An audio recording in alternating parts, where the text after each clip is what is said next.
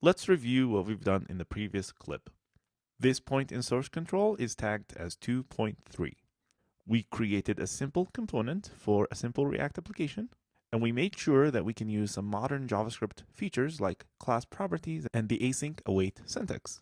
To render the React application, we used Webpack, and we generated a bundle.js file that we included in our index template. In the Webpack configuration, we first used the Babel polyfill library. We needed that so that the async await feature work on the client side. And then we're starting from the index component and bundling everything into bundle.js. And during that process, for every file that ends in JS, we are using the Babel loader on it. And that would make Webpack understand the JSX syntax. That's it. If you check out this point in the GitHub history, run both Webpack and the server, you should see this output in the browser. We're now going to make a simple React application that works with a data collection and see how to present this data efficiently. Let's assume that we have this list of articles coming from an API somewhere, and we want to create a React application to display them. I prepared some test data for this exercise, which you can access with this link. I'm going to download this data locally into the project. I'll use wget-o to save the file under libtestdata.json. And the link is bit.ly/react blog test data. Take a moment to understand the simple structure of this data object and think about the components tree that we need to represent it. Here's an important question for you to think about first. Do you think we should work with this data as is, or should we transform it into a different structure first? Pause the video here and think about that. This data object represents a list of articles as an array and a list of authors as another array. Every article and author object has a unique ID attribute to identify it, and every article has an author ID attribute to map that article to its author. Very simple structure.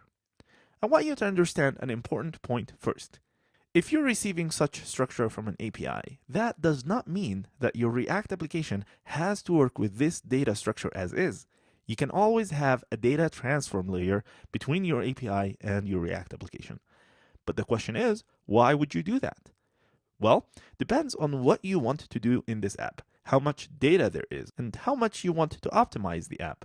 For example, arrays are easier to work with to list records, but when you need to find an element in a collection, arrays are not the best structure, while objects or maps, for example, are much better in that case. Since we want to look up an author for every article, we should probably convert the authors array into an object with every author indexed by their ID. But what about the articles array? If you think about it, you'll eventually need to look up articles as well. For example, when you edit an article or delete an article. Those operations are a lot faster on objects than arrays, so we should probably convert the articles array into an object as well. Please note that this only matters if you have a big list. For very small lists, the performance difference is not significant. Another question about the structure here. Should we make every article object nest its own author object instead of having just an author ID and needing to look up an author object every time we render an article? Certainly, nesting the complete author object under every article would be easier to deal with in the React app, but think about articles with the same author, for example. If we nest the author object, we will be dealing with duplicate data there, and things might get complicated. So I think leaving the authors list as a separate entity is a lot better overall, although it would introduce a few complexities in the app. It's a compromise. Okay, since we want to work with objects instead of arrays, this means every time we receive an array from the API, we need a function to convert it into an object. This is the kind of function that we need to test and make sure it works exactly as we want, and make sure future code is not going to break this function.